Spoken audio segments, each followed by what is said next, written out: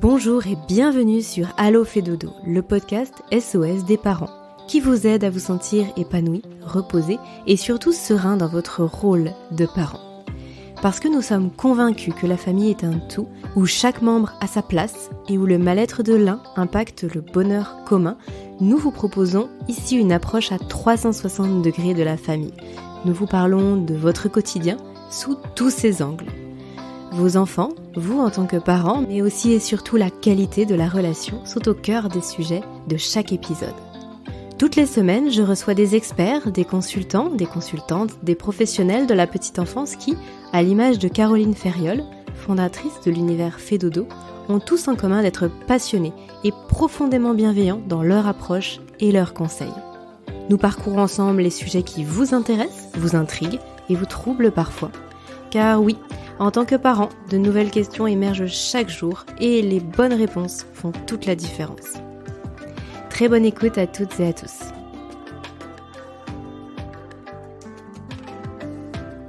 Bonjour Chloé. Bonjour Aurélie. Merci de m'inviter. Chloé, bienvenue.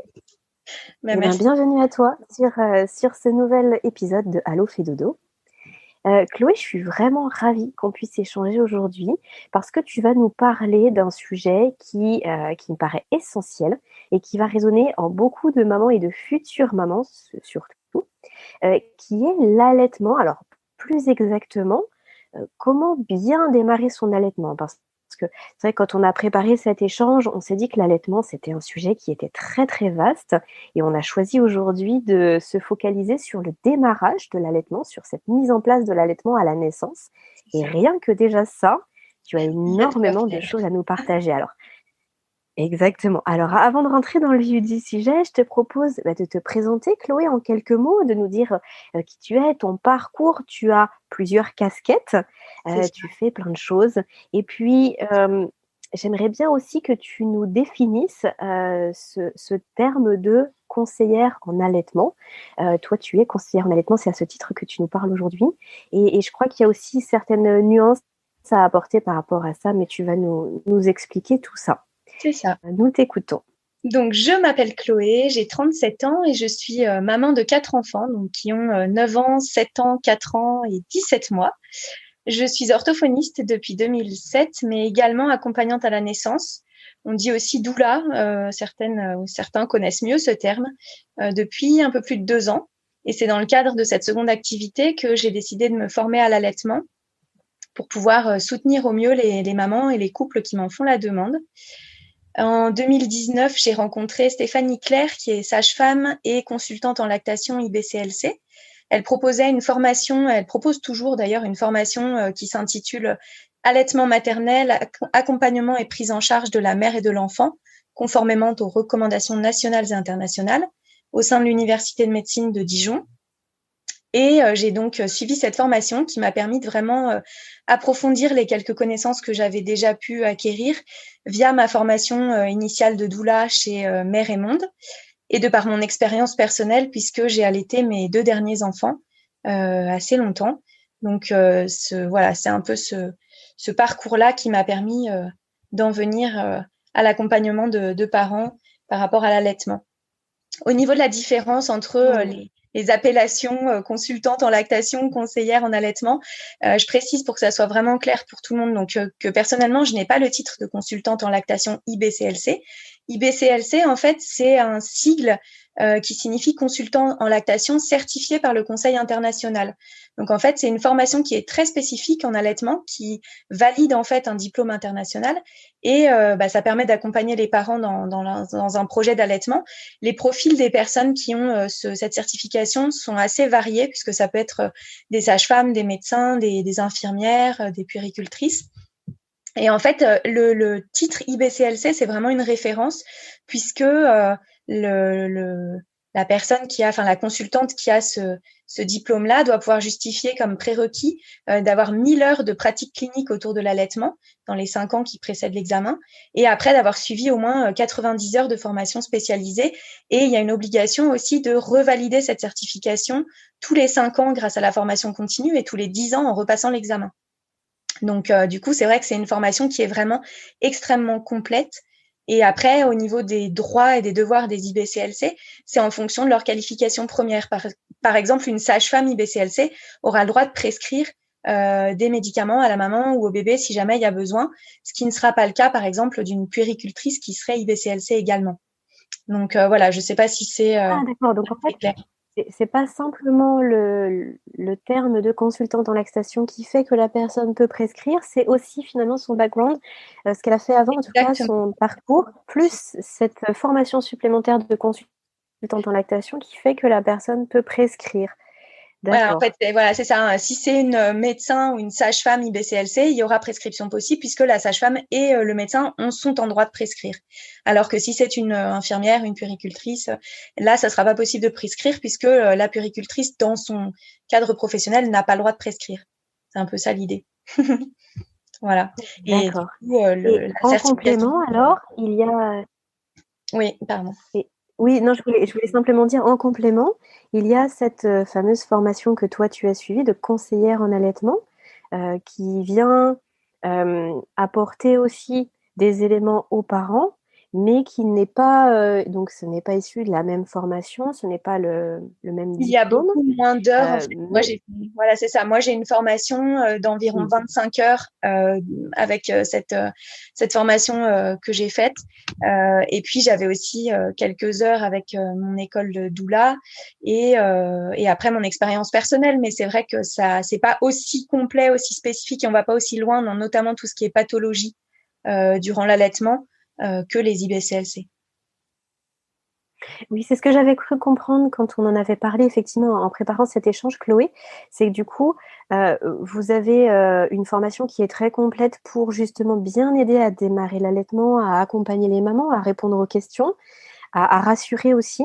Mais par contre, il y a toute cette partie plus, si jamais il y a un souci ou s'il y a un problème, s'il y a une pathologie quelconque, là, ça fait la nuance et toi, après, tu renvoies vers des consultantes en lactation, c'est ça? C'est ça, ou vers des médecins, ou vers des orthophonistes formés en oralité, en troubles au niveau des freins restrictifs, vers des médecins généralistes, vers des ostéopathes, des chiropracteurs, des sages-femmes, enfin voilà, il y a plein de professionnels de santé ou paramédicaux ou autres d'ailleurs, à qui je peux réadresser des familles qui auraient besoin d'un suivi différent. Donc oui, oui, on travaille en équipe. Mais alors, pour contacter finalement, quelle est la différence pour les familles qui veulent se faire accompagner pour le démarrage de l'allaitement? Pourquoi elles iraient plus vers une conseillère en allaitement? Pourquoi elles iraient plus vers une consultante en lactation? Ou est-ce qu'on peut aller voir les deux pareil? Alors, Quel est l'intérêt, tu ouais, vois, je pour pense les qu'on familles? peut aller voir. Moi, en fait, les femmes viennent vers moi beaucoup par mon activité de doula, en fait, et c'est un peu, moi, c'est un suivi un petit peu, j'ai envie de dire, dès la préconception pour certaines mamans, tout au long de la grossesse, pendant l'accouchement, puisque je peux assurer certaines présences à l'accouchement, durant le postpartum, et du coup, bah, pour ces familles-là que j'ai déjà rencontrées bien en amont et avec qui un lien de confiance s'est tissé, c'est vrai qu'en toute logique, elles se tournent vers moi par rapport à l'allaitement. Après, j'imagine que des mamans qui n'auraient jamais eu de suivi, d'accompagnement et de soutien grâce à une doula, bah, vont peut-être se tourner vers une IBCLC en se disant que c'est un gage de confiance et de sérieux. Donc, je pense, enfin, je le vois un petit peu comme ça. Après, il y a des consultantes, enfin, IBCLC qui sont peut-être un peu moins nombreuses dans certaines régions que des conseillères. Donc, c'est vrai qu'il y a aussi une question parfois d'accès, probablement. Euh, et après, je pense que c'est un feeling puisqu'il y a certaines sages-femmes, par exemple, qui n'ont pas la certification d'IBCLC, mais qui sont aussi beaucoup informées, renseignées et formées sur l'allaitement. Et quand les femmes ont ce suivi depuis un moment avec leur sage-femme, elles font confiance et elles n'ont pas envie forcément d'aller rencontrer une nouvelle personne et donc de chercher quelqu'un qui est formé IBCLC spécifiquement si la sage-femme qui les accompagne depuis des mois est capable de répondre à leurs problématiques. Hmm. Merci Chloé pour ces précisions. C'est vrai que ça peut paraître très obscur finalement quand on ne connaît pas ce monde-là, qu'on est par exemple jeune parent pour la première fois. C'est parfois un petit peu confus, on ne sait pas trop à qui s'adresser déjà dans un premier temps lorsqu'on veut allaiter. Et puis parfois on se laisse un petit peu emmener dans un chemin qui est préconçu ou parce qu'on nous a dit va voir telle ou telle personne. Donc je te remercie pour ces précisions, c'est intéressant de connaître tout ça. Chloé, peut-être en quelques mots, qu'est-ce qui fait qu'aujourd'hui, tu fais partie de l'univers Fedodo? Comment tu as rencontré Caroline Ferriol? Alors, j'ai rencontré Caroline Ferriol fin 2020 puisque j'ai suivi sa formation sur l'accompagnement des parents vers un sommeil de qualité chez le nourrisson. Et ensuite, elle a été intéressée par mon profil puisque le fait de pouvoir donner de l'information à des parents à la fois sur l'aspect allaitement, mais aussi sur les difficultés potentielles de sommeil, voilà, c'était intéressant selon elle. Et depuis, voilà, elle m'a proposé de rejoindre l'univers Fedodo. Et donc, ça fait quelques mois qu'on a l'occasion de travailler ensemble. Et donc, c'est à ce titre-là que je fais partie de l'équipe et que je suis présente avec toi aujourd'hui. Ok, super. Je suis vraiment ravie. Alors, parlons justement d'allaitement. Est-ce que tu peux nous faire quelques généralités sur l'allaitement? Je pense par exemple à l'intérêt pour la maman, l'intérêt pour le bébé. Est-ce que toutes les mamans peuvent allaiter? Ça, c'est une question qui revient souvent. Est-ce qu'il y a des contre-indications qui font que non, on ne peut pas allaiter? Je ne Alors, sais pas si dans ce cadre-là, tu aurais quelques statistiques aussi à nous donner, parce que j'ai l'impression, alors à la lumière de ce que je connais, qu'en France, l'allaitement maternel, il est vraiment en recul depuis quelques générations, ce qui n'est pas forcément le cas dans d'autres cultures ou dans d'autres pays, même de l'Union européenne. oui. Alors, c'est vrai que l'allaitement, ça a été assez fluctuant. C'était la norme il y a encore quelques décennies. Et puis après, avec la montée du féminisme et la volonté pour les femmes de s'émanciper et d'être plus libres, il y a eu un vrai recul de l'allaitement. Ça revient un petit peu plus en vogue, on va dire, depuis quelques années. Aujourd'hui, on est environ à 69-70% de bébés allaités les premiers jours de vie. Sur ces 70%, il y a 10% des mamans qui arrêtent l'allaitement à la sortie de la maternité. 50% des enfants sont sevrés autour de 5-6 semaines. Et puis, 82% des enfants sont sevrés à 6 mois. Et à 1 an, on n'a plus que 5,3% des enfants qui sont encore allaités. Donc, c'est vrai que, bon, Ah l'allaitement, oui, donc là, les chiffres que tu nous cites, c'est par rapport au pourcentage de départ, hein, on est c'est d'accord, ça. quand tu dis C'est ça. 82% des enfants. D'accord, ok. Sont sevrés à 6 mois, c'est ça. Sur les 70% de bébés allaités dès les premiers jours les premiers jours de vie. Donc c'est vrai qu'on sent Mhm. que voilà, il y a quand même une volonté puisque 70% des mamans font quand même le choix d'allaiter les premiers jours. Donc il y a quand même une vraie volonté pour beaucoup de mamans de démarrer l'allaitement. Et puis malheureusement, je pense beaucoup à cause d'un manque de soutien et d'accompagnement. Et du coup, des mamans qui se sentent un peu seules quand elles sont confrontées à des difficultés dans leur allaitement, abandonnent petit à petit. Et puis en France, on a aussi une reprise du travail qui se fait assez tôt. Et on voit que la fin du congé maternité euh, met vraiment un coup d'arrêt au niveau des chiffres de l'allaitement. Enfin, on sent que c'est un épisode particulier dans la vie des mamans et des bébés et qui est souvent difficile à surmonter quand on souhaite allaiter. Donc voilà. Et puis après, l'allaitement non écourté, hein, que certaines appellent allaitement long, mais c'est vrai que non écourté me semble plus juste, n'est pas vraiment euh, normalisé, on va dire, dans notre société. Et au-delà d'un an, très peu de mamans et de bébés poursuivent leur parcours d'allaitement. Je pense que là aussi, c'est des chiffres qui pourraient être différents si on avait des accompagnements qui étaient un petit peu différents. Par rapport aux contre-indications, Tu penses euh, que c'est... pardon. Oui. Oui, oui, non, je me posais la question de savoir si c'était lié uniquement à ce que tu disais, à savoir l'accompagnement, parce qu'effectivement, ça peut être difficile de démarrer son allaitement et tu vas nous en parler. Tu penses que c'est lié uniquement à cet accompagnement qui n'est peut-être pas assez présent, pas assez fréquent, pas assez euh, pour toutes les mamans, ou alors est-ce que c'est aussi parce que on ne se rend pas forcément compte de l'intérêt réel pour le bébé et aussi pour la maman? Est-ce que tu penses qu'il peut y avoir aussi cet aspect de méconnaissance Alors, de l'intérêt de l'allaitement maternel? peut-être que ça peut jouer, mais là, j'avais d'autres chiffres à vous partager. Et entre 0 et 1 mois, le sevrage par choix personnel ne représente que 10% des sevrages et 60 à 75% des arrêts seraient dus, en tout cas, à des difficultés d'allaitement. Et 5% Ah, par une d'accord. incapacité vraiment physiologique à allaiter. Donc, il y a quand même, à mon avis, une grosse D'accord. part oui, de difficultés d'accompagnement, de soutien aux mères plus que de méconnaissance par rapport aux bénéfices, on va dire, de l'allaitement. Après, c'est vrai que c'est toujours bon de rappeler quels sont les intérêts de l'allaitement, mais je pense qu'il y a beaucoup de mamans qui sont quand même informées et qui, en tout cas, pressentent que c'est quelque chose de bon pour leur bébé. Et puis, ce qui est intéressant, c'est que c'est bon aussi pour les mamans. Et ça, je vais peut-être vous en parler tout de suite, justement, au niveau des bénéfices, on va dire, des avantages de l'allaitement. Alors, il y a une doula qui s'appelle Julie Toutain. J'aime beaucoup son approche sur la question. En fait, elle explique que comme l'allaitement, c'est la norme biologique pour notre espèce, on ne peut pas vraiment parler de diminuer les risques en allaitant, parce que c'est la norme biologique d'allaiter. Mais par contre, pour elle, on parle plutôt d'augmenter certains risques quand on opte pour des laits artificiels. Donc c'est vrai que je trouve ça intéressant d'avoir ça en tête et de se dire c'est pas l'allaitement en fait qui fait diminuer les risques. L'allaitement, ça nous permet d'être sur des risques assez bas sur pas mal de choses. Et par contre, ne pas allaiter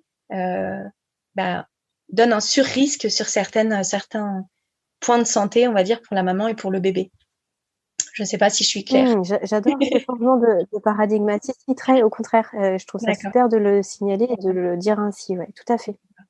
Donc pour la maman, c'est vrai que ce qui peut être intéressant, c'est que souvent les suites de couches sont quand même facilitées, puisqu'en fait, il y a des grosses quantités d'ocytocine, donc qui est l'hormone qu'on appelle l'hormone de l'amour, qui est libérée donc pendant les tétées.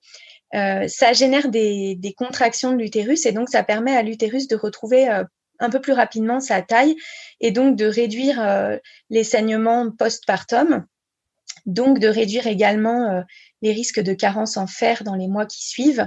Donc ça, c'est vrai que ce sont des choses qui peuvent être intéressantes pour la maman. Il y a aussi un effet contraceptif, alors évidemment sous certaines conditions, mais qui peut durer durant les 6 premiers mois d'allaitement et de vie du bébé. Je ne sais pas si c'est intéressant que je développe les conditions, mais en tout cas, c'est la méthode qu'on appelle la méthode MAMA. Et du coup, voilà, quand les conditions sont bien menées, ça permet d'être protégé d'une nouvelle grossesse pendant les 6 premiers mois de vie de l'enfant qu'on allaite. Donc ça, voilà, ça peut être un point pour les mamans qui ont envie de se renseigner. Et, ça peut être intéressant à savoir.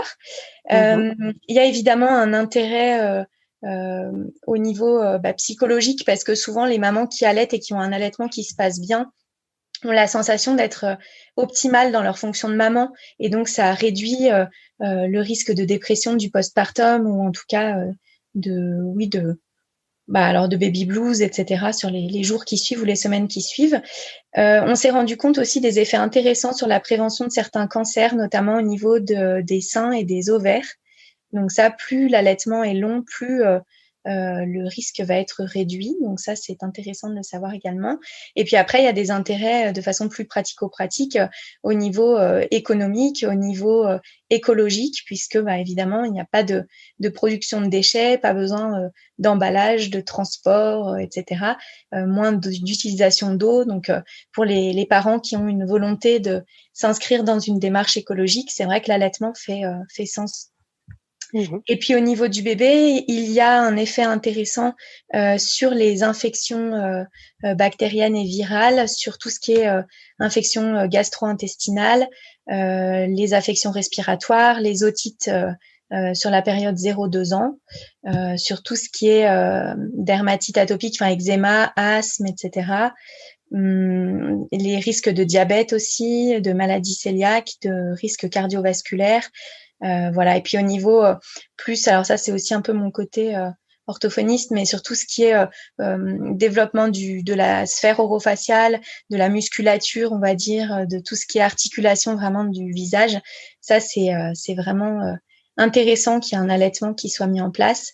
Et puis sur tout ce qui est développement psycho-affectif du bébé, puisqu'il y a une relation forte qui s'établit avec la maman, un lien de confiance. Des parents qui sont souvent, en tout cas des mamans allaitantes qui sont très à l'écoute, puisqu'elles guettent les petits signes de leur bébé, qui leur envoient les signaux comme quoi ils ont besoin de téter.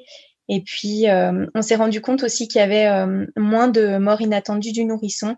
La succion, en fait, permet de réduire ce risque-là. Et donc, alors c'est l'allaitement, mais c'est aussi le cododo, partager une chambre, ou en tout cas partager le même lit, et du coup avoir des tétées régulières pendant la nuit, permet de diminuer ces risques-là.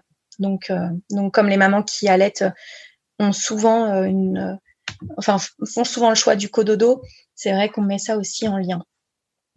Voilà, il me semble que tu avais posé une première question que j'ai peut-être où j'ai oublié de répondre. Je me souviens plus de ce que tu m'avais demandé au départ, mais en tout cas, voilà. Non, justement, on était là sur les intérêts. En tout cas, c'est ce que tu mettais en avant, les intérêts pour la maman et pour le bébé. On se posait la question de savoir si c'était plutôt bien connu déjà, et tu me disais que oui, et finalement, c'était plutôt les difficultés d'allaitement qui mettaient fin. Si, il y avait aussi, c'était ta question sur les contre-indications sur lesquelles j'ai pas. Oui, voilà, justement, à savoir si effectivement il y en avait, tu as raison. Alors, elles sont vraiment rarissimes. Ça va être, par exemple, pour des mamans qui sont malheureusement obligées de passer par la chimiothérapie dans le postpartum, enfin en tout cas, voilà, qui sont touchées par le cancer et qui vont devoir subir une chimiothérapie. Donc là, ce sont des contre-indications à l'allaitement. Après, il va y avoir des contre-indications, par exemple, si la maman a une poussée d'herpès et qu'elle a des plaies au niveau de la poitrine, c'est vrai que le contact direct avec le bébé doit être complètement évité. Donc, s'il y a possibilité de couvrir les plaies et que ça ne soit pas en contact avec le visage de l'enfant, ça n'est pas impossible, mais si c'est vraiment compliqué de protéger les plaies, là, ce sera une contre-indication. Après, il y a certaines pathologies où il va falloir aménager, on va dire, l'allaitement. Par exemple, si la maman est porteuse du VIH, ça n'est pas complètement impossible, mais disons il faut bien se faire entourer et conseiller parce qu'il y aura des conditions d'allaitement un petit peu particulières.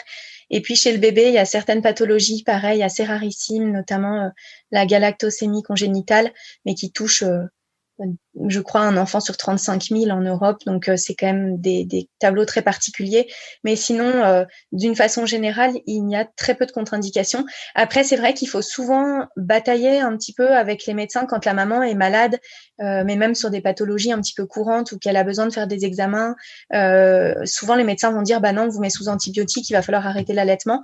Non, la plupart du temps, il y a des traitements qui sont tout à fait possibles et compatibles avec l'allaitement. Mais c'est vrai qu'il ne faut pas hésiter à se tourner vers des médecins qui connaissent un petit peu tout ça ou qui vont simplement faire l'effort de se renseigner, par exemple sur le site du CRAT, qui donne vraiment toutes ces informations sur voilà, qu'est-ce qu'il est possible de prendre comme traitement pendant la grossesse et pendant l'allaitement.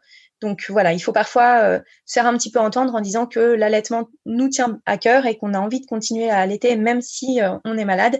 Et du coup, les médecins après font l'effort de se renseigner et d'adapter les traitements. Mais c'est vrai que c'est rarissime de devoir arrêter pour raison médicale, que ça soit du côté de la maman ou du bébé. Après, c'est vrai qu'il y a certains cas particuliers, par exemple des enfants qui seraient nés très prématurés. Ça, c'est des choses qui peuvent compliquer, on va dire, les démarrages de l'allaitement. Il peut y avoir aussi des mamans qui ont eu, par exemple, des interventions, des chirurgies mammaires, ou qui ont une hypoplasie mammaire. Et donc là, il peut y avoir des impacts au niveau de la lactation. Donc ça, on n'a pas trop, sur l'hypoplasie mammaire et sur la chirurgie mammaire, c'est un petit peu, on ne sait pas à l'avance en fait. Il y a certaines mamans qui ont eu des chirurgies mammaires qui vont tout à fait pouvoir allaiter. Il n'y a pas eu de zone touchée, endommagée, donc il n'y a pas de souci particulier. Il y en a d'autres pour qui la lactation va être insuffisante, ou alors il va y avoir des difficultés à bien drainer le sein avec l'éjection du lait qui se fera pas de façon optimale. Donc c'est vrai qu'il y a des choses qui peuvent perturber en tout cas ou compliquer un peu l'allaitement, mais il y a très peu de contre-indications formelles, on va dire.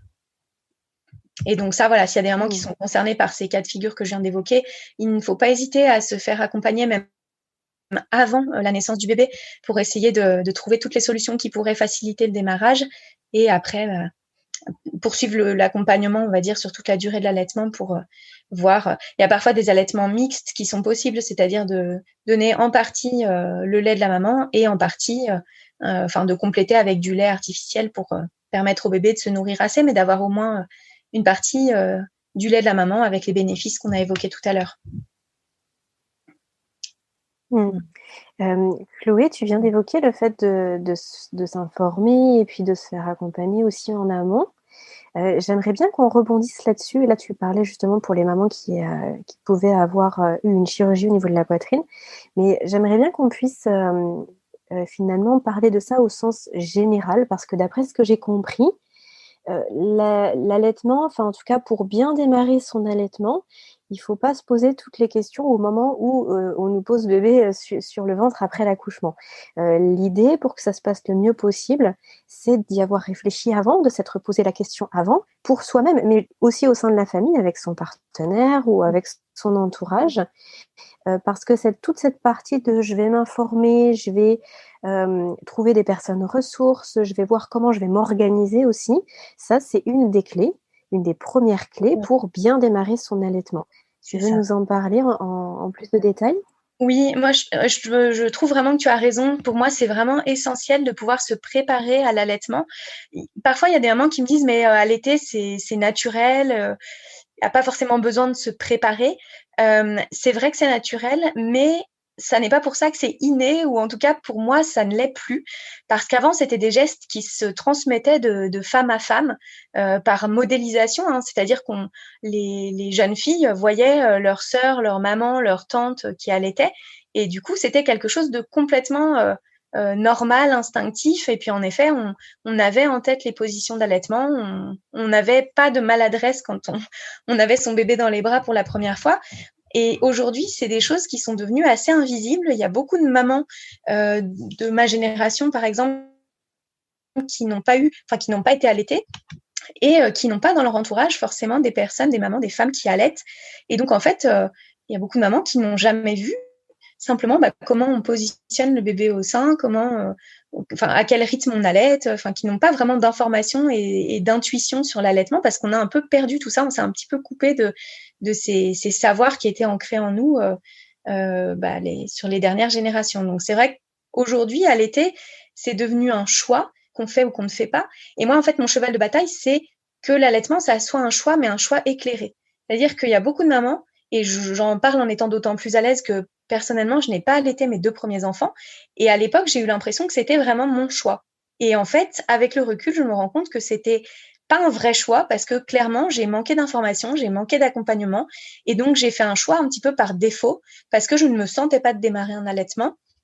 Et je pense clairement qu'il y a beaucoup de mamans qui sont dans mon cas. Alors les plus téméraires, on va dire, se lancent sans avoir l'information en se disant j'essaye.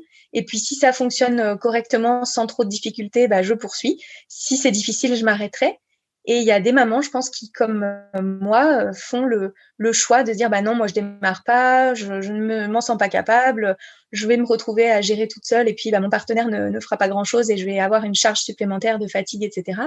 Et du coup, voilà, c'est pour ça que moi, ça me semble important de se préparer pour pouvoir se dire après, oui, je me lance dans l'allaitement, ou non, je ne me lance pas, mais en étant vraiment sûr de son choix, et que ça soit pas un choix par défaut ou par manque d'accompagnement, quoi.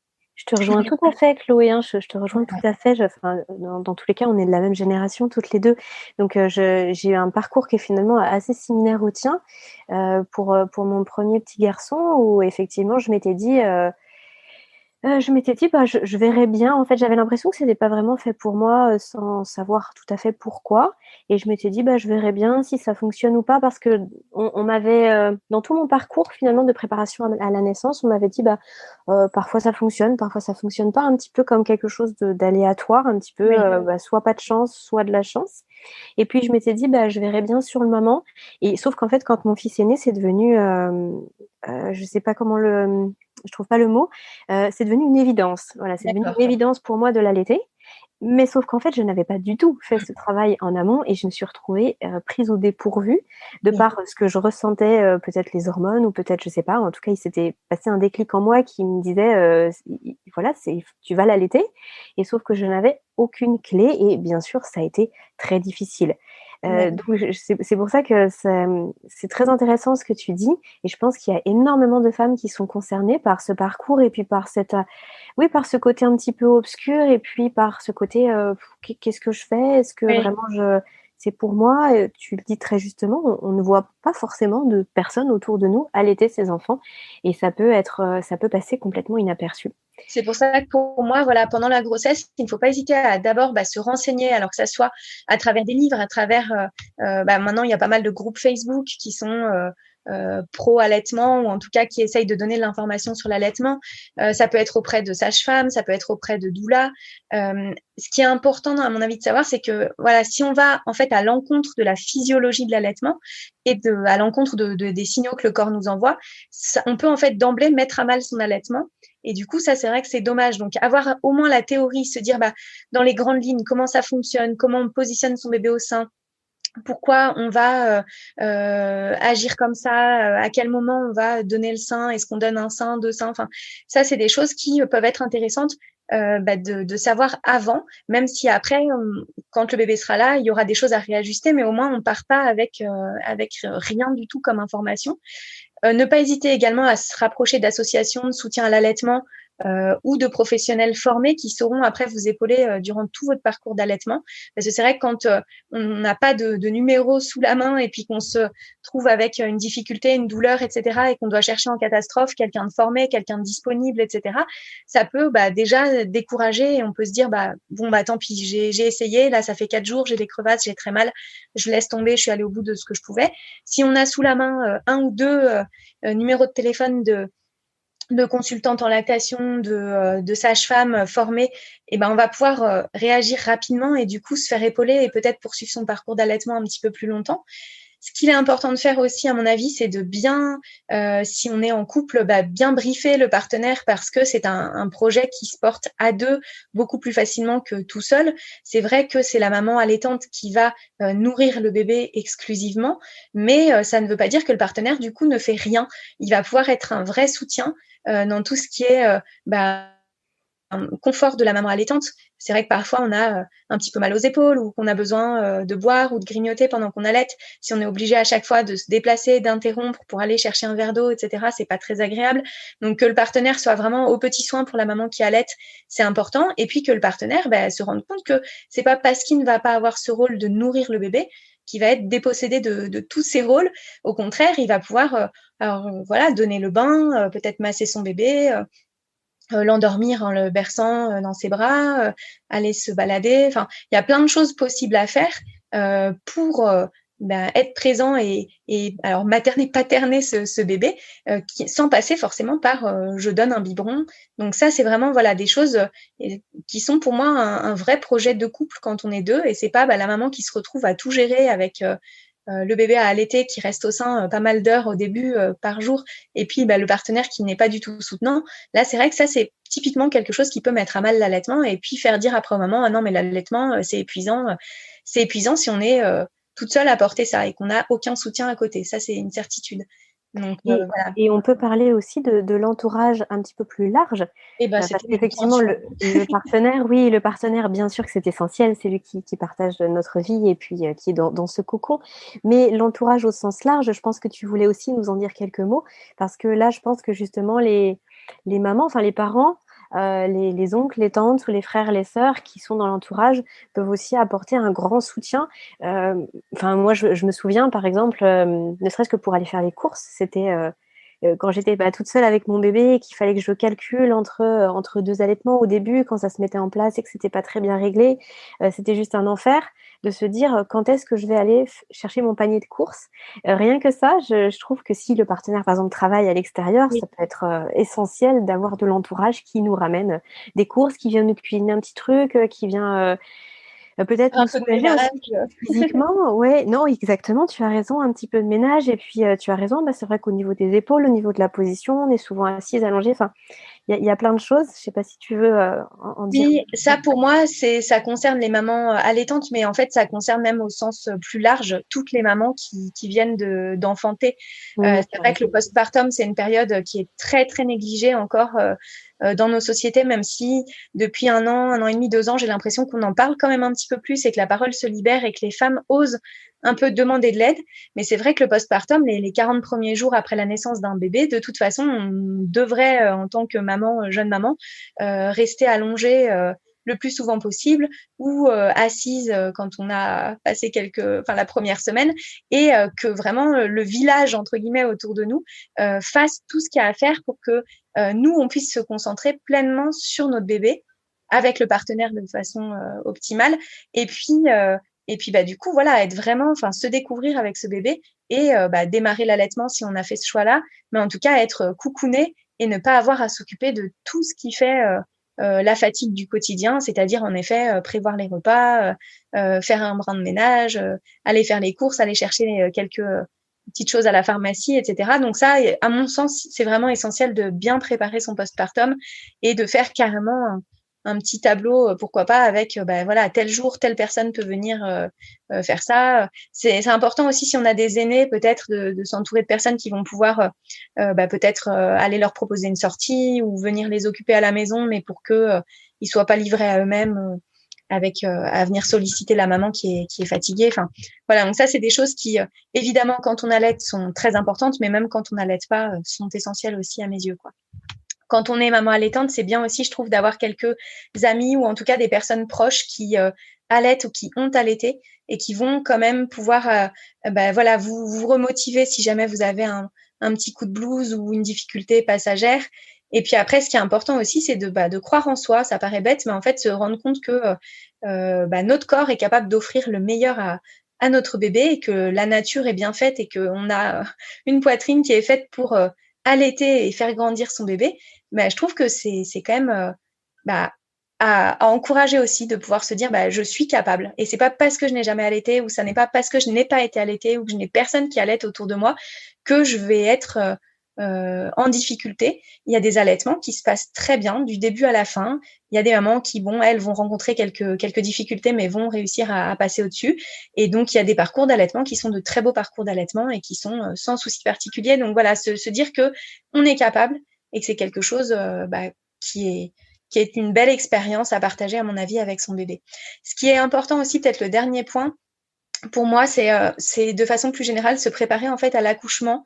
Pareil, ça peut paraître un petit peu étonnant, mais en fait, pour moi, je me rends compte plus j'avance dans ma pratique de doula et plus j'ai avancé dans ma pratique aussi de maman, que l'allaitement, c'est vraiment la continuité de l'accouchement et notamment de l'accouchement physiologique et que la façon dont on va accoucher, si c'est un accouchement respecté, qu'on a été entendu, qu'on a été soutenu, et ça va teinter en fait les débuts de son allaitement.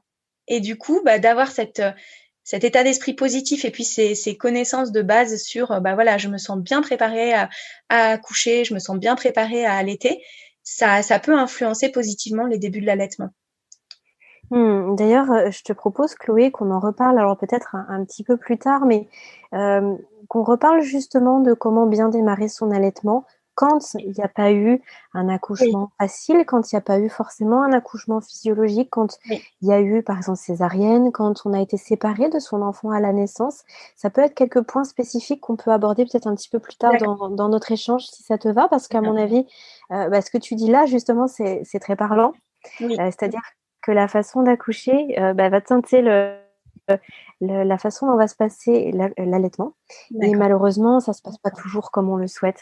Mais peut-être qu'avant, on peut faire un point sur démarrer son allaitement quand le bébé arrive. Là, je crois que tu avais plein de choses à nous partager aussi. Oui.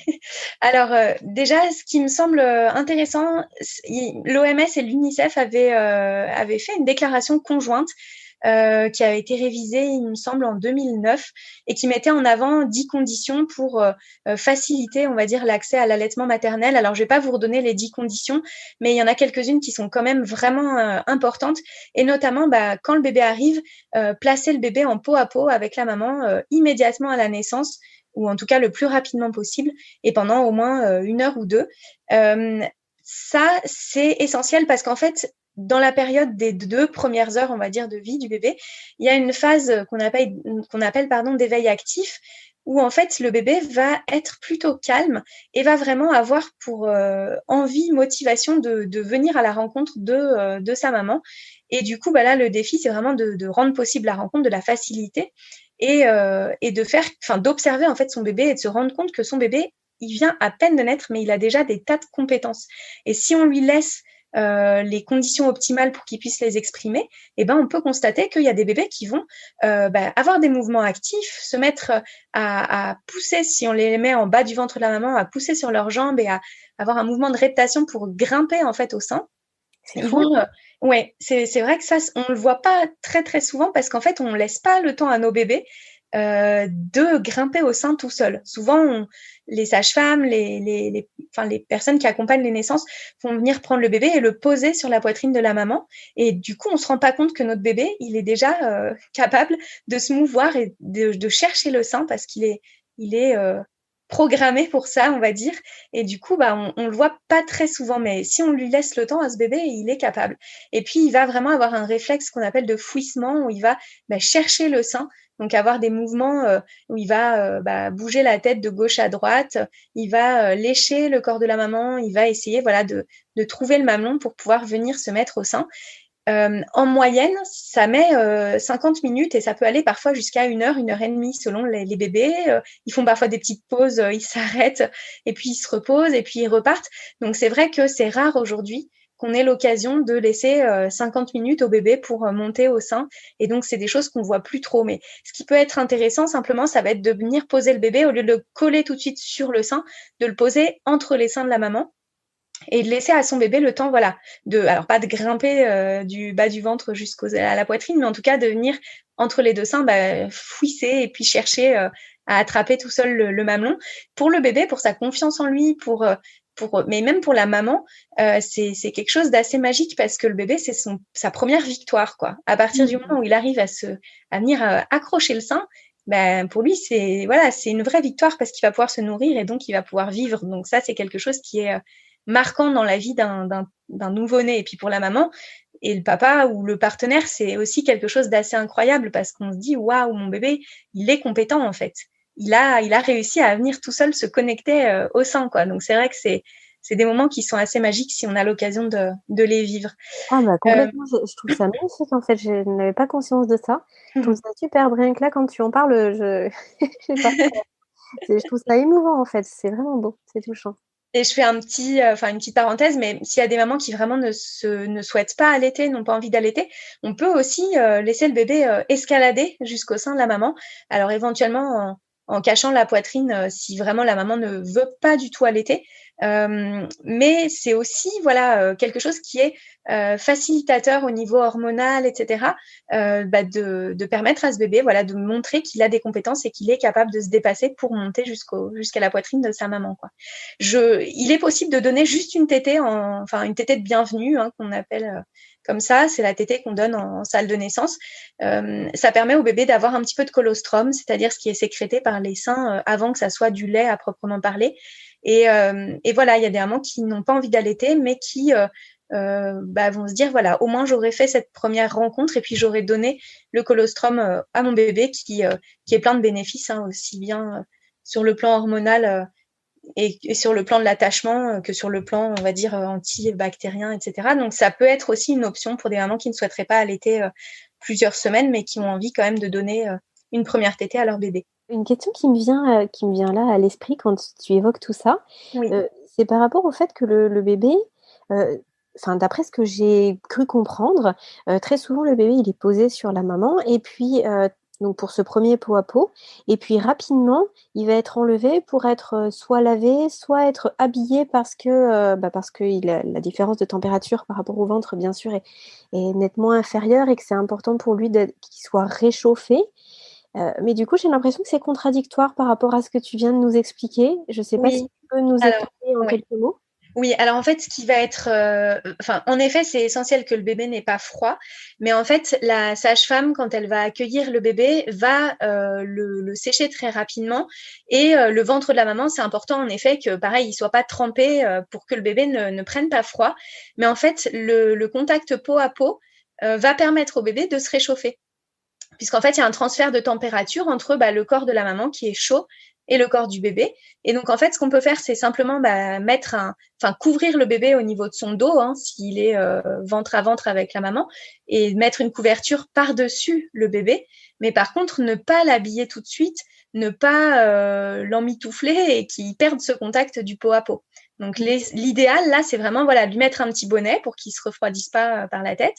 Et puis après, de le coller en peau à peau contre sa maman ou contre le partenaire ou contre la personne accompagnante si jamais il y a eu une césarienne ou autre chose et que la maman peut pas prendre son bébé tout de suite en peau à peau. Mais en tout cas, c'est vrai que c'est très important le peau à peau parce que ça vraiment au niveau de la création du lien d'attachement, il y a quelque chose qui se joue. Au niveau de la régulation de la température, il y a quelque chose qui se joue.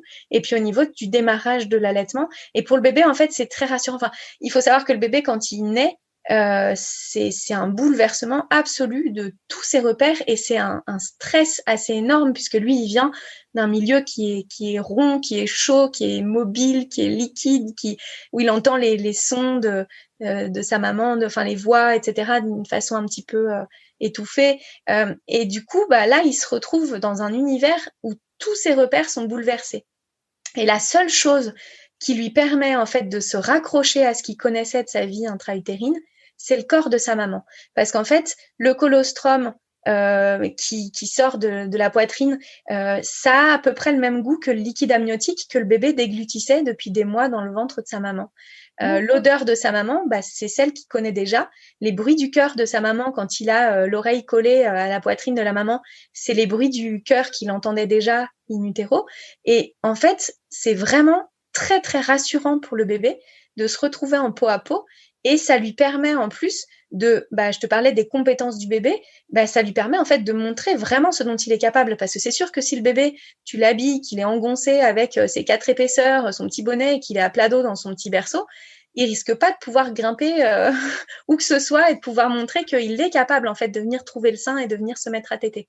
Donc c'est vrai que le peau à peau, c'est un temps qui vraiment, si on est à l'aise avec ça, parce qu'après, il y a aussi des parents qui sont mal à l'aise avec le peau à peau. Et donc ça, c'est en fonction de soi et en fonction de son histoire et en fonction de comment on le sent. Et si on le sent pas, on est légitime de se dire, non, pour moi, c'est pas possible et donc je vais faire autrement. Mais si on se sent d'avoir ce contact peau à peau, c'est vraiment quelque chose qui est très très beau pour le bébé et qui est très très beau pour la maman et qui vraiment facilite les débuts de l'allaitement et qui facilite en fait tout court les débuts de la relation en fait avec son bébé. Et c'est vrai que ça, pour le bébé, il est vraiment sensoriel et je me souviens les paroles d'un sage-femme maïeuticien, Morgan Stockman, qui m'a accompagnée, qui disait que le bébé, voilà, s'il ne nous sentait pas, qu'il ne nous voyait pas, qu'il ne nous goûtait pas, qu'il ne nous entendait pas, en gros, pour lui, on n'existe pas parce que il est vraiment sensoriel quand il naît et il faut qu'on ait, dans la mesure du possible, évidemment, cette capacité à le rassurer de par notre présence active, on va dire, les premières heures de vie. Et même après. Ouais, donc voilà pour le peau à peau. Et puis après, évidemment, tu parlais des premiers soins. Les premiers soins au bébé, ils peuvent être faits sur la maman en fait. C'est vrai que écouter le cœur du bébé, regarder s'il respire bien, l'ausculter, ça c'est des choses qui sont tout à fait vérifiables avec un bébé qui est contre sa maman. Mais ça c'est des gestes que des sages-femmes formées à la physiologie, au respect des naissances, au respect de l'accueil du bébé, sont amenés à faire sans aucune difficulté. Par contre, dans beaucoup de maternités, c'est vrai qu'on est encore dans des accueils qui sont pas très doux pour les bébés et pas forcément très doux pour les mamans. D'où l'importance, à mon sens, de faire aussi un projet de naissance et de dire un peu ce que nous, on souhaite en tant que parents pour accueillir ce bébé. Donc ça, c'est vrai que c'est des choses qui sont un peu plus larges que l'allaitement, mais qui peuvent être importantes à connaître. Parce que accueillir un bébé dans des conditions dignes, c'est essentiel pour démarrer une relation de parent-enfant. Et qu'est-ce que tu appelles par projet de naissance?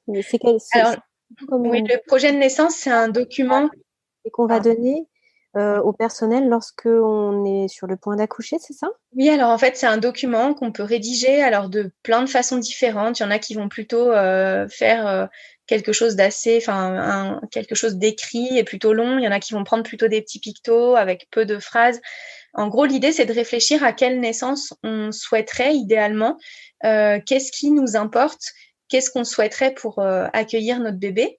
et d'ouvrir en fait la discussion avec les équipes de la maternité. Alors idéalement, en n'en parlant pas juste le jour J en arrivant pour accoucher, mais lors du rendez-vous du 4e mois, par exemple, ou lors des rendez-vous même sur la fin de grossesse, d'apporter ce projet de naissance en disant, bah voilà, moi, ce qui me tient à cœur, je souhaiterais justement pouvoir avoir un long moment de peau à peau avec mon bébé avant qu'il soit habillé, ou je souhaiterais pouvoir accoucher dans telle position, ou j'aimerais que aucun complément ne soit donné à mon bébé si jamais j'ai une césarienne et que je dois rester 2 heures sous surveillance avant de retrouver mon bébé.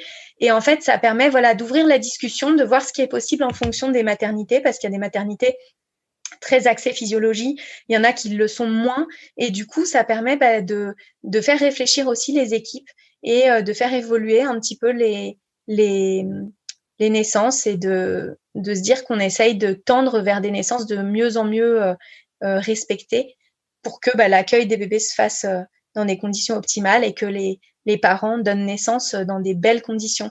Donc ça, c'est vrai que c'est important d'y réfléchir pendant la grossesse et puis d'en parler aux équipes. Ça peut être donné juste le jour J, mais c'est vrai que souvent, les équipes sont un peu plus pressées par le temps et donc vont avoir peut-être moins le temps de se dire bah oui, telle famille aimerait ça, on va essayer de faire au mieux. Donc c'est vrai que idéalement, c'est bien d'en parler déjà pendant la grossesse avec les équipes de la maternité. Et puis ça leur permet aussi, eux, de cheminer. Je sais pas, mais il y a quelques années, par exemple, la présence du papa au bloc, si jamais il y avait une césarienne, c'était loin d'être quelque chose d'automatique. Aujourd'hui, voilà, les parents disent que c'est important pour eux d'être pas séparés dans ces moments-là. Et du coup, les protocoles évoluent petit à petit. Il y a beaucoup de maternités maintenant où le papa ou le partenaire de naissance peut être présent au bloc si la maman doit avoir une césarienne, par exemple. Donc voilà, ça peut être aussi des choses qu'on demande justement pour la mise en place de l'allaitement, pour le pot à pot, etc. Donc ça me semble important aussi de se projeter un petit peu quand on est pendant la grossesse et de rédiger ce document-là. Oui, oui, oui, bien sûr. Et comme tu disais tout à l'heure, à juste titre, là, c'est plus large que l'allaitement. Oui, Et, oui. et pourtant, c'est tout aussi essentiel. Et je te remercie, Chloé, pour tout ce que tu nous apportes là aujourd'hui. C'est très, très riche et c'est absolument passionnant, j'en suis sûre, pour tous les parents qui nous écoutent. Dans les premières choses aussi à essayer d'avoir en tête quand on souhaite mettre en place son allaitement, c'est vraiment voilà d'être le plus souvent possible en contact avec son bébé, alors en peau à peau ou en tout cas en proximité directe, parce que le bébé va au début ne pas savoir manifester très clairement qu'il a faim.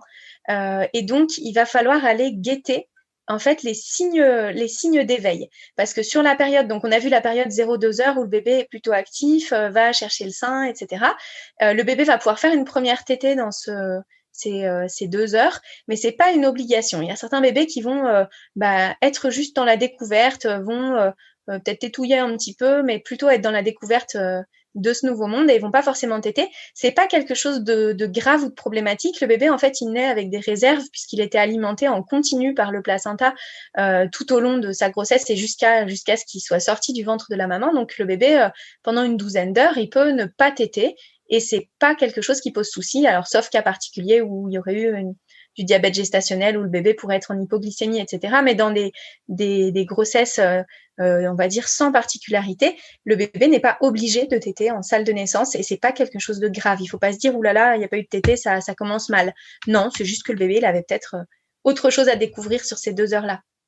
Donc sur la période après qui suit, entre 2 heures post-naissance et puis 12-24 heures, c'est vraiment la période de récupération postnatale où là, le bébé va dormir et va commencer à, pour la première fois de sa vie, gérer la discontinuité des apports. Quoi. Il va plus être nourri en continu, il va devoir, lui, se nourrir par période si besoin. Et donc ça va être la première fois qu'il vit ça. La maman, idéalement, essaye de se reposer pendant cette période-là parce qu'après, on va voir que le bébé va être plus réveillé et ça va être un peu plus compliqué. Donc là, pendant ces 12-24 premières heures, le bébé va beaucoup dormir. Les éveils sont plutôt rares, assez courts et plutôt discrets. C'est-à-dire qu'en gros, si on ne voit pas les petits signes que le bébé va donner, en fait, il va se rendormir. Et là, c'est un petit peu embêtant parce que il va quand même falloir que ce bébé tète pour pouvoir avoir de l'énergie. Parce qu'en fait, le bébé, s'il ne tète pas et qu'il n'a pas d'énergie, il ne va pas vraiment se réveiller. Il va rester un peu en mode économie d'énergie parce qu'il a beaucoup donné pour pouvoir naître. Et donc après, il faut qu'il se requinque et donc il faut qu'il prenne de l'énergie en tétant. Souvent, il y a des parents qui disent, bah oui, mais il pleure pas, donc c'est qu'il a pas faim. En fait, le bébé, il donne des petits signes bien avant de pleurer. S'il se met à s'agiter vraiment et à pleurer, c'est on est passé à côté des petits signes qu'il nous avait envoyés avant et qui sont plus discrets. Et du coup, bah là, il va être vraiment agacé, énervé, agité. Et donc, on va avoir du mal à le mettre au sein, en fait. Il va pas avoir de facilité à s'accrocher puisqu'il va être déjà trop énervé, trop agité. Donc, c'est pour ça qu'au départ, on va pas allaiter à la demande, on va allaiter aux signes d'éveil. Et pour repérer ces signes d'éveil, eh ben, évidemment, plus le bébé est proche de sa maman, mieux elle va être en mesure de repérer les petits signaux et donc de lui proposer le sein et donc de donner de l'énergie à ce bébé et puis de renforcer son ocytocine, donc l'hormone de l'amour qui permet l'attachement, etc. Les petits signaux qui montrent que le bébé est prêt à téter, ça va être des choses très discrètes. Par exemple, le bébé qui va se mettre à rapprocher les mains de la bouche, qui va ouvrir un peu la bouche, qui va faire des petits mouvements de succion dans les airs, qui va parfois téter son poing, qui va essayer de bouger la tête à gauche à droite comme s'il cherchait. Donc ça, c'est des petits signes. Et le bébé, parfois, a les yeux fermés, en fait. Donc, on se dit, bah, en fait, il est en train de dormir. Bah oui, il est en train de dormir. Sauf que, bah, c'est des petites phases où même si on lui propose le sein et qu'on a l'impression qu'il est en train de dormir, bah, en fait, il est capable de téter. Parce qu'il faut se souvenir que dans le ventre, en fait, le bébé, il tétait en continu, hein. Donc, il tétait pas le sein, mais il ouvrait et fermait la bouche et il déglutissait le liquide amniotique. Et pourtant, il n'était pas éveillé tout le temps. Donc là, le bébé, il est tout à fait capable de prendre le sein quand il envoie ces petits signaux-là. Et donc ça, c'est intéressant, voilà, de bien les repérer, de se dire, ah bah oui, là, je vois qu'il est en train de faire des petits mouvements, il ouvre la bouche, il tourne un peu la tête à gauche, à droite. Et ben allez, j'essaye et je lui propose le sein. Et puis c'est vrai, j'imagine en oui. plus que c'est essentiel aussi pour la montée de lait chez la maman, parce que tu parlais du colostrum tout à l'heure, qui est ce premier liquide Oui, voilà, que le bébé va pouvoir téter, qui n'est pas du lait en soi, en oui. tant que tel. Et j'imagine qu'il faut justement qu'il y ait des tétés, que le bébé se mette au sein régulièrement pour que la montée de lait puisse se faire normalement. Alors en fait, au tout début, les premières tétées, elles sont surtout pour que le bébé s'entraîne en fait à coordonner sa succion, sa respiration, sa déglutition. Et puis évidemment pour lui donner un petit peu l'énergie de départ pour qu'en fait il puisse se réveiller. Parce qu'on prend souvent le problème à l'envers, on dit bah le bébé ne se réveille pas bah, parce qu'il doit pas avoir faim. Bah, en fait le bébé il se réveille pas s'il a pas d'énergie. Et du coup, c'est plutôt intéressant de se dire, il se réveille, c'est parce qu'il a assez d'énergie, donc il a assez mangé. Si jamais on avait un bébé vraiment qui avait un peu de mal à se réveiller, qui ne démarrait pas du tout, ça serait intéressant d'exprimer un peu son colostrum, donc ça, bah, les sages-femmes peuvent vous guider, mais en tout cas de réussir à faire sortir de la poitrine quelques gouttes de colostrum dans une cuillère et de les proposer comme ça au bébé, parce que bah, la cuillère, il sera toujours capable de déglutir et de prendre sur la cuillère les quelques gouttes de colostrum, alors que mettre le mamelon en bouche quand le bébé est en train d'avoir la bouche à moitié fermée et qu'il dort plus tôt, ça peut être plus compliqué. La montée de lait, en fait, elle va se faire, ça va être progressif et la montée de lait, elle va se faire surtout grâce aux hormones, en fait. Donc, il va y avoir une montée de lait même pour les mamans qui n'allaitent pas, enfin en tout cas qui n'ont pas souhaité allaiter ou qui ont une séparation, on va dire, avec leur bébé dans les premières heures et dans les premiers jours. Mais en fait, à partir de 2-3 jours, il va y avoir la fin de la période de récupération postnatale et le bébé va commencer à montrer une grande agitation. Ça commence souvent la nuit et souvent on parle de nuit de Java. Et le bébé va avoir là des éveils fréquents, il va vraiment chercher à téter de façon assez nette. Il va avoir un grand besoin d'être porté, d'être contenu. Il va pleurer. Souvent, les parents sont déstabilisés parce qu'ils disent bah oh, jusque-là, il était hyper sage, il dormait, et puis là, je comprends pas, peut-être qu'il a faim, il a pas assez, je dois pas avoir assez de lait, etc.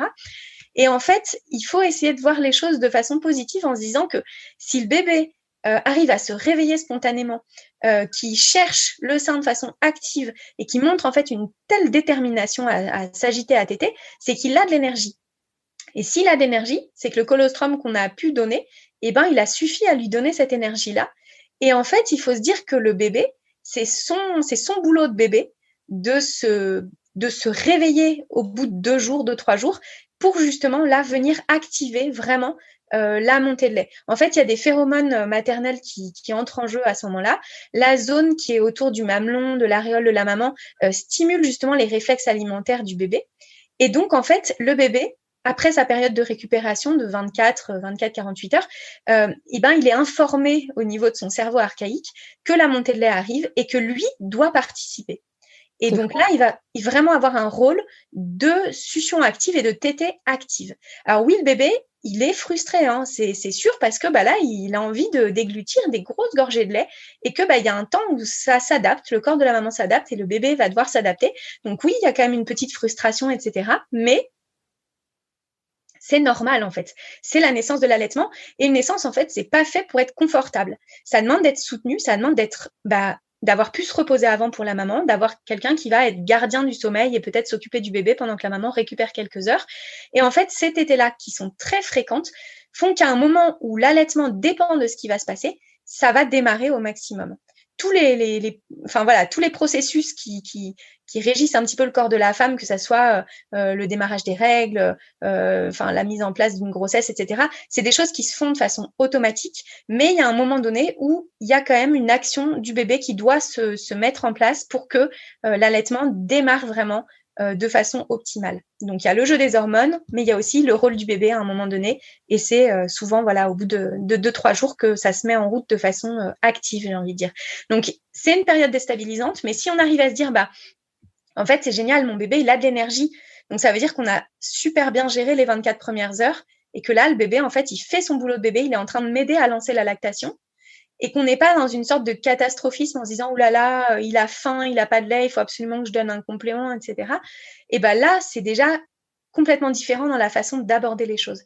Là, il y a un des pièges à ne pas, dans lequel il ne faut pas tomber, c'est justement de donner un complément. Parce que si on se dit, là, mon bébé, il meurt de faim, que les soignants sont là, oulala, mais il a l'air d'avoir faim, il faudrait peut-être lui donner quelque chose, etc., que les parents ne sont pas informés, en fait, de cette période et des enjeux, on va donner un complément. Et en fait, pourquoi donner un complément, là, ça va pas être bon? C'est parce qu'en fait, le bébé, il va envoyer un message au corps qui va lui dire soit j'ai besoin de lait, donc envoie la dose, ou alors là j'ai pas besoin, stop la lactation quoi. Et donc si le bébé on le met au sein, il envoie le message au corps que là ça y est, faut vraiment lancer la grosse production. Si on donne un complément au bébé, le bébé aura l'estomac plein, donc forcément il va pas réclamer, donc forcément on va pas le mettre au sein, et donc forcément le corps ne va pas produire puisqu'on lui demande pas de produire. Donc voilà en fait l'importance, dans les tout débuts, de connaître un peu les enjeux et de se dire en fait voilà, moi là ce qu'il faut en tant que maman qui vient d'accoucher, c'est que je sois soutenue, qu'on me rassure, qu'on me rappelle que si mon bébé pleure, c'est normal, il est en train de s'adapter à sa vie terrestre, il est en train de faire son boulot de bébé pour activer la montée de lait, il n'y a pas de complément à lui donner, la production de lait va se mettre en route, ça suffit, et la montée de lait, quand c'est dans des conditions optimales comme je viens un peu de les décrire, en 36 heures, ça peut être fait. Parfois, c'est un petit peu plus long. Il n'y a pas d'inquiétude particulière. Ça peut mettre 5 jours chez certaines mamans, parfois un peu plus longtemps. Il n'y a pas rien dans la poitrine de la maman. Il y a du colostrum ou il y a du lait de transition. Il y a le lait qui va finir par arriver. Mais c'est vrai que parfois, selon les conditions, il y a besoin d'un petit peu plus de temps. Mais en tout cas, ça va se faire. Il faut juste un petit peu de patience et puis mettre son bébé au sein dès les signes d'éveil. Ton message, il est vraiment très rassurant, Chloé. Et puis effectivement, je pense que c'est important de l'entendre et j'espère vraiment que cet épisode sera écouté, sera partagé par un maximum de mamans et futures mamans, parce que effectivement, le personnel, alors bien sûr qu'ils ne sont pas mal intentionnés, mais le personnel dans les maternités, j'ai l'impression, ont vraiment tendance à ne pas connaître les éléments que tu es en train de nous partager, parce que les propositions de compléments, ils sont, j'ai l'impression, systématiques. Pour l'avoir vécu aussi, hein, moi, du coup, je ne voulais absolument pas qu'il y ait de compléments et ça a été une lutte de chaque instant. Et derrière mon dos, ils avaient donné des petites sondes en fait de lait Ouais. artificiel à mon fils. C'était ce que tu évoques, hein, je crois au troisième jour à la maternité. D'accord. Heureusement, j'ai eu de la chance après de pouvoir continuer mon allaitement, mais je pense que c'est vrai que ce message, il est essentiel. Et Oui, je oui, veux oui. te remercier d'avoir vraiment bien développé et d'avoir expliqué tout ça dans les détails, parce que pour être sûr de sa position lorsqu'on est déjà très Oui. fatigué par Oui. l'allaitement, l'accouchement, pardon, et puis qu'on est en face de personnel médical, on a tendance à se dire, eux, ils savent et moi pas, donc je vais les écouter. Et je C'est trouve vrai. que justement, quand on a la connaissance, on est beaucoup plus à l'aise pour s'imposer, en tout cas pour imposer nos choix qui sont vraiment les nôtres à ce moment-là, et puis pour aller plus loin sur ce chemin qu'on a désiré. Oui, c'est ça. Ce qu'il est important aussi, c'est de se dire que voilà, le bébé, il perd du poids forcément les premiers jours. Il en perd souvent plus si on a eu un accouchement long avec péridurale, parce que souvent c'est des moments où on reçoit des perfusions pour s'hydrater, et donc le bébé en fait en bénéficie, donc est un peu plus gonflé d'eau, on va dire, quand il naît, donc il perd un petit peu plus cette eau les premiers jours. Ce qu'il est important aussi d'avoir en tête, c'est d'éviter en fait que le bébé perde de l'énergie pour justement qu'il garde son énergie pour l'essentiel, c'est-à-dire pour téter. Et donc les pertes d'énergie, elles se font quand on met l'enfant dans le froid, donc quand on le change par exemple et qu'on le déshabille complètement. Donc ça, c'est des choses qui sont à éviter dans la mesure du possible. Le premier bain, c'est souvent compliqué pour les bébés parce qu'en fait c'est stressant pour eux, ils sont tout nus donc ils ont froid, et donc c'est des moments où ils perdent beaucoup d'énergie. Et puis globalement c'est les moments où ils vont pleurer. Les pleurs, c'est des pertes d'énergie pour le bébé, et donc c'est important dans les premiers jours en fait, pendant tout le séjour en fait à la maternité et même après, hein, mais de limiter au maximum ces déperditions d'énergie, et donc de savoir que le premier bain par exemple, on n'est pas du tout obligé de le faire à la maternité, et qu'on n'est pas du tout obligé de le faire même dans la première quinzaine. On peut choisir de faire un bain beaucoup plus tard que ça. Le bébé, il n'est pas sale, il a son vernix, donc qui est la substance blanche qui recouvre le bébé quand il naît, qui a vraiment un rôle important en termes de protection contre les infections, d'hydratation, etc. Donc ça, c'est des choses qu'on peut laisser. Enfin voilà, on essuie rapidement, on tamponne un petit peu, mais c'est pas grave si le bébé est encore avec du vernix à certains endroits. Et du coup, il n'y a aucune obligation à baigner son bébé pendant le séjour à la maternité. On peut vraiment limiter les soins en se disant, voilà, là, mon bébé, il a besoin d'avoir son maximum d'énergie, et donc on le met au sein, on est en peau à peau le plus souvent possible, on reste au chaud, on reste un peu collé, et puis on n'a pas besoin de le déshabiller complètement pour le changer, de rechanger le body s'il y a une toute petite trace. Ou, voilà, c'est des choses qu'on peut... on peut être un peu plus souple là-dessus et se dire que c'est pas des choses qui sont essentielles, on va dire, sur les premiers jours. Et puis pour continuer un petit peu le parcours, du coup, après donc ces deux épisodes qu'on a vus, il va y avoir la montée de lait à proprement parler. Et donc là, à partir de là, très clairement, la production de lait va répondre à la loi de l'offre et de la demande. Donc on stimule le mamelon avec le bébé qui est au sein, ça va favoriser la montée de lait. Et après la montée de lait, la production va dépendre des quantités demandées par l'enfant, et la lactation va se calibrer en fait dans le premier mois postpartum. Donc là, ce qu'il est important d'avoir en tête, c'est que on va être sur un allaitement à la demande. Et donc à la demande, c'est pareil, il faut être à l'écoute de son bébé. C'est sûr que si le bébé est dans une pièce tout seul, un peu éloigné des parents, et puis que les parents sont pas à côté, ça va être délicat de voir les signes de demande de l'enfant. Idéalement, on est dans une pièce ensemble, on regarde son bébé, on apprend à le connaître, et puis on guette ses demandes.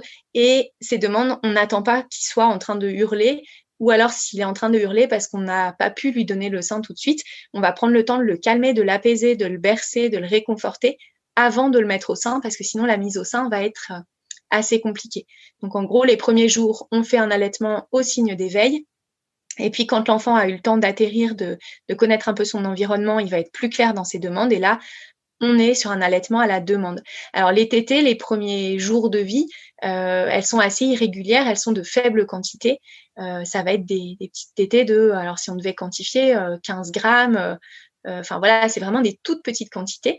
Et puis à la fin du premier mois, il y aura une production de lait entre 600 800 millilitres par jour. Ça augmente encore un petit peu par la suite, mais d'une façon moins impressionnante. Et de toute façon, sauf cas très particulier, mais la maman aura toujours assez de lait pour son bébé. Il y a des mamans qui ont une capacité de stockage plus ou moins importante. C'est pas un problème. C'est-à-dire qu'une maman qui aura une grosse capacité de stockage, le bébé va peut-être boire 15 seins et sera vraiment repu. Et puis, il va peut-être tenir un petit peu plus longtemps avant de redemander une tétée. Et puis, une maman qui a une capacité de stockage qui est moins importante, aura peut-être besoin de donner les 2 seins à son bébé parce qu'elle verra qu'à la fin du premier sein, il n'est pas rassasié. Et puis peut-être que le bébé va réclamer plus fréquemment. Ça, c'est pas grave. C'est chaque bébé, chaque diade, chaque duo entre la maman et le bébé va s'ajuster, va s'adapter. Et puis, il y a vraiment une différence aussi entre les bébés. C'est-à-dire qu'il y a des bébés qui, même si la maman a une grosse capacité de stockage, le bébé va préférer peut-être téter plus fréquemment, des plus petites tétées, parce que c'est ce qui lui convient mieux. Donc ça, voilà, il faut se laisser guider par son bébé une fois qu'on a ces repères-là qui sont importants. Ce qui est important aussi, c'est de connaître un petit peu le rythme d'une journée. C'est-à-dire que souvent, le matin, les tétées sont assez abondantes et relativement espacées, puisqu'il y a un pic de prolactine sur la fin de nuit, enfin milieu de nuit. Donc le matin, souvent, on a beaucoup de lait. Et puis, au fur et à mesure que le temps d'éveil de l'enfant augmente et puis qu'on avance dans la journée, il va y avoir des épisodes de tétées groupées, notamment sur la fin de journée, enfin à partir du milieu de l'après-midi et puis jusqu'à 2 heures du matin à peu près, où là, le bébé va téter parfois très, très fréquemment. Pendant 2-3 heures, il va reprendre assez régulièrement et à chaque fois des petites quantités. C'est physiologique. Donc, c'est vrai qu'il y a des mamans qui peuvent s'inquiéter de ça en se disant « Oulala, mais il a tété il n'y a pas longtemps, là, il réclame à nouveau, peut-être que j'ai pas assez. » En fait, non. L'important, c'est de mettre le bébé au sein en expliquant que voilà, c'est normal qu'il y ait des tétées groupées. Le lait, il est de toute façon sécrété en continu. Plus le bébé va téter, plus la production va être rapide. Et puis, ne pas hésiter à alterner les 2 seins. Si on sent que le bébé, au bout d'un sein, il a envie de continuer à téter, ça, c'est vraiment pas un problème. Et puis après, voilà, réussir à observer aussi, à se dire, voilà, il y a des moments où en effet, il tète beaucoup, beaucoup, c'est rapproché, donc c'est un peu déstabilisant. Et par contre, il y a des moments où le matin, il va pouvoir faire une grosse tétée, puis après avoir des périodes de sommeil calme ou d'éveil calme, sans réclamer tout le temps, tout le temps. Donc ça, des fois, ça suffit à rassurer, à se dire, en fait, l'allaitement, c'est bon, ça roule, c'est comme ce que je sais, ça va. Mais c'est vrai que si on n'est pas informé, on peut se dire, mince, il y a quelque chose qui va pas, quoi, parce que mon bébé, il réclame trop souvent. Ce qui peut être aussi déstabilisant, justement, Chloé, c'est cette différence de rythme pour les mamans, c'est de se dire réellement, est-ce que mon bébé, là, il réclame parce qu'il a faim ou est-ce qu'il a besoin d'autre chose? Oui. Est-ce que ça pourrait nous éclairer peut-être sur quelques signes à repérer en se disant, là, vraiment, il a faim un petit peu comme tu l'as fait tout à l'heure pour les signes d'éveil, Oui. justement dans les 2 à 3 premiers jours? Parce que c'est vrai qu'un bébé peut exprimer des pleurs, par exemple parce qu'il est trop fatigué, par exemple parce qu'il veut être changé, ou il est pas bien, ou peut-être qu'il exprime autre chose, et pas forcément parce qu'il a faim. Et finalement, le fait de le mettre au sein systématiquement, on répond pas à son message, et par contre, c'est un autre message qu'on lui envoie, c'est qu'à chaque fois qu'il pleure, on va le mettre au sein. Ça peut être une crainte aussi chez les mamans. Oui, alors en fait, le sein, en fait, évidemment, c'est pour l'aspect nutrition, mais en fait, le sein, c'est beaucoup plus que ça. Ça s'inscrit vraiment dans un maternage proximal, dans une volonté, en fait, de rassurer son bébé. Et en fait, très clairement, pendant ce qu'on appelle le 4e trimestre de la grossesse, donc en fait, pendant les 3 mois qui suivent la naissance du bébé, on ne pourra jamais mettre trop un bébé au sein. En fait, le bébé, de toute façon, contrairement au biberon, il est capable de couper le flux de lait, enfin en tout cas d'interrompre le flux de lait à tout moment si jamais ça n'est pas ce dont il a besoin. Mais le sein, il va servir, il va servir à rassurer, il va servir à entrer en contact avec la maman, il va servir à apaiser quand le bébé se sent inquiet ou se sent. Donc vraiment pendant les 3 premiers mois, selon moi, il n'y a pas de contre-indication à mettre son bébé au sein. Et en fait, c'est compliqué de dire il va y avoir tel signe ou tel signe parce que chaque bébé va envoyer des signaux un petit peu différents et du coup le bébé, je dirais que c'est plutôt en fait on peut proposer le sein et si on se rend compte que là le bébé n'en veut pas, se détourne, s'agite, repousse, etc. Là essayer de voir si c'est pas autre chose dont le bébé a besoin. Mais en tout cas les premiers mois le bébé le mettre au sein, il n'y a pas de risque qu'il s'habitue ou quoi que ce soit. Il a besoin de toute façon d'une proximité. Il sort de 9 mois in utero et le déclic vie utérine, vie terrestre, elle se fait pas en quelques jours ou en quelques heures. Et donc clairement, le bébé, pour être sécurisé, pour être en confiance, il doit apprendre à connaître ses parents, à se rendre compte que on répond à ses besoins quand il demande quelque chose. Et c'est vrai que le sein répond à plein de besoins du bébé, au contact peau à peau, à sentir l'odeur de sa maman, à entendre les battements du cœur, à être dans une position où il va être bercé, lové dans les bras de sa maman. Donc en fait, le sein, il va pas servir qu'à nourrir sur les premiers temps. Passé 3 mois, oui, on peut se dire, mais souvent le parent est plus aguerri parce qu'il a appris à connaître son bébé. Et donc il sait que s'il pleure un peu comme ça ou que il s'agite à tel moment, c'est qu'il y a peut-être plutôt une couche à changer ou autre chose. Mais les premiers temps, en fait, les pleurs, ils sont assez indifférenciés. Et donc, c'est un peu un jeu de j'apprends à connaître mon bébé et je regarde ce qui semble le déranger. Et ça, c'est un travail d'accordage, on va dire, qui se fait au fil du temps entre chaque parent et chaque bébé. Chloé, à la lumière de ce que tu viens de nous dire, il y a quand même une question que je me pose, c'est, tu dis pour le bébé, il n'y aura jamais de le mettre au sein trop souvent pendant le premier trimestre, finalement ce n'est pas possible, il en a vraiment besoin. Mais du point de vue de la maman, ça peut être très difficile. Je veux dire, physiquement, alors déjà peut-être dans la position aussi, dans la tenue du bébé, mais aussi physiquement au niveau de la poitrine, parce que malgré tout, les mamelons sont extrêmement stimulés, sollicités, et ça peut être douloureux. Et tu disais justement au tout début de notre échange qu'il y avait beaucoup de mamans qui arrêtaient parce que c'est très difficile, et puis que ça peut être aussi douloureux. Peut-être que tu as des choses à nous dire par rapport à ça, peut-être des conseils aussi pour que de ce point de vue-là, ça se passe le mieux possible et qu'on n'ait pas envie d'arrêter par trop de douleur. Mais finalement, Chloé, je me rends compte qu'il y a encore énormément de choses qu'on souhaitait évoquer ensemble. Tu voulais nous parler des positions pour allaiter. Il y avait aussi certains points de vigilance que tu voulais citer pour ne pas nuire à l'allaitement, que ça se passe bien. Tu voulais nous parler des tire-laits. Et puis des points spécifiques qu'on évoquait tout à l'heure, à savoir comment bien démarrer son allaitement en cas de séparation à la naissance, en cas de césarienne, etc. Je crois que tu voulais évoquer aussi les freins de langue. Bref, je crois qu'on avait prévu un planning très copieux pour aujourd'hui. Est-ce que ça te convient si on s'arrête là et qu'on se fait une partie 2 la semaine prochaine? Sans problème, avec plaisir. Est-ce que juste je peux répondre peut-être sur l'aspect douleur et Bien puis comme sûr. ça, voilà. Bien sûr. Alors en fait, une douleur dans l'allaitement, c'est clairement un signe que quelque chose ne va pas, ne fonctionne pas dans cet allaitement. Alors un allaitement qui démarre, on peut en effet avoir des petites sensations, enfin un peu désagréables ou dérangeantes ou une poitrine douloureuse, notamment avec la montée de lait. Mais passé les 10 premiers jours, il n'y a clairement pas de raison d'avoir mal. Donc, soit ça veut dire qu'il y a une position du bébé qui n'est pas optimale, soit que la position de sa bouche n'est pas optimale et donc il y a des choses à rectifier, soit qu'il y a un souci, voilà, peut-être de frein de langue ou d'autres choses. Mais en tout cas, une douleur, c'est quelque chose qui doit alerter parce qu'allaiter, ça ne fait pas mal. Si c'est un allaitement qui fonctionne, il n'y a pas de douleur. Donc là, voilà, c'est peut-être des choses qu'on abordera un petit peu plus en détail, mais en tout cas, c'est clair que douleur doit dire, ça doit être un petit signal d'alerte et on se dit, là, j'ai besoin de me faire accompagner dans mon allaitement parce que ça veut dire qu'il y a quelque chose qui est à rectifier. Et évidemment, moins on attend, mieux c'est et plus c'est facile à rectifier. Et puis juste aussi pour rassurer les mamans par rapport au fait de mettre le bébé au sein en permanence, etc.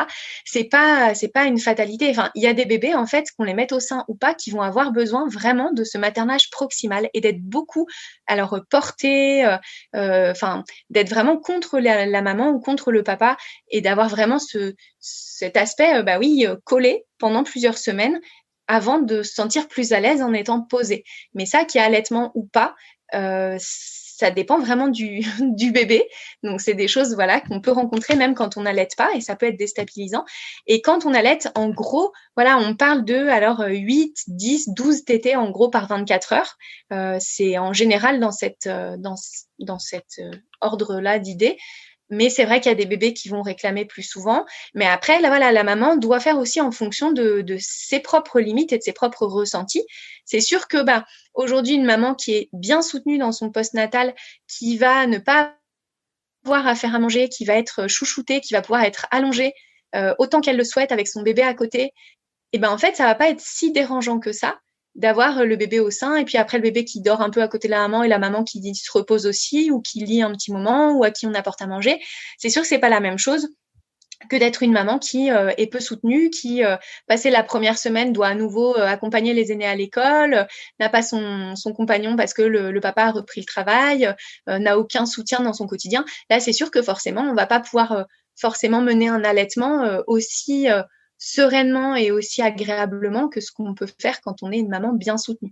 Mais après, voilà, on a le droit aussi en tant que maman de dire, là, non, clairement, proposer le sein pour la 15e fois dans la journée, c'est ma limite, je n'en peux plus.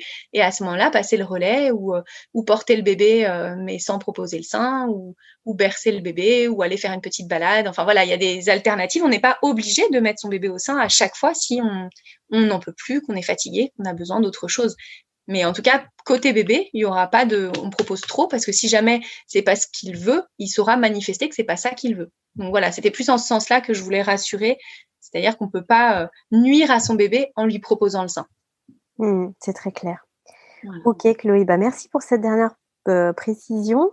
On reprendra là où on s'en est arrêté aujourd'hui. Et puis, je te retrouve semaine prochaine pour la partie 2 de cet épisode sur comment bien démarrer son allaitement. Et heureusement qu'on parle que du démarrage, mais peut-être que dans le sens où il y aurait encore un millier de choses à dire, mais peut-être qu'on aura le plaisir de te retrouver d'ici quelques temps pour parler de la prolongation de l'allaitement, peut-être de comment faire durer son allaitement pour que ça se passe au mieux, etc. J'imagine qu'il y a encore plein de choses à dire. Avec plaisir.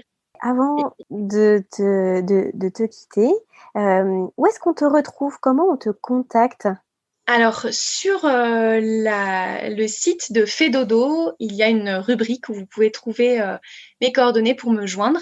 Okay. Oui, donc on te retrouve sur l'onglet Univers Fedodo. Et là, toi, tu as ta page donc avec tous tes contacts pour que les parents puissent venir vers toi. Ce sont des interventions que tu fais uniquement en physique? Il faut que les gens soient dans la même région que toi, ou tu fais aussi des interventions en visio?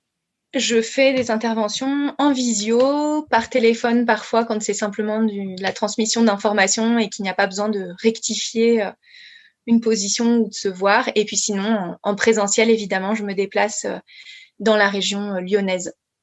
D'accord. Et pour les personnes qui souhaitent un accompagnement de doula, tu as dit que tu avais cette casquette-là également. C'est le même chemin? Où est-ce qu'on te retrouve? Eh bien là, j'ai un site internet, donc naissance accompagnée, naissance-accompagnée.fr, où les parents peuvent retrouver les coordonnées pour me joindre si besoin. Et là, c'est pareil, je me déplace au domicile des familles, et on peut faire aussi en visio si les parents ne sont pas dans la région lyonnaise.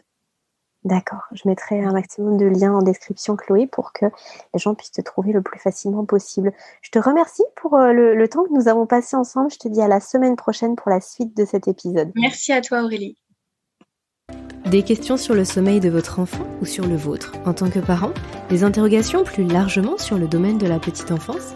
Je vous invite à solliciter directement un rendez-vous gratuit avec une consultante de l'univers Fedodo sur fedodo.fr. À très bientôt sur Allo Fedodo et prenez bien soin de vous.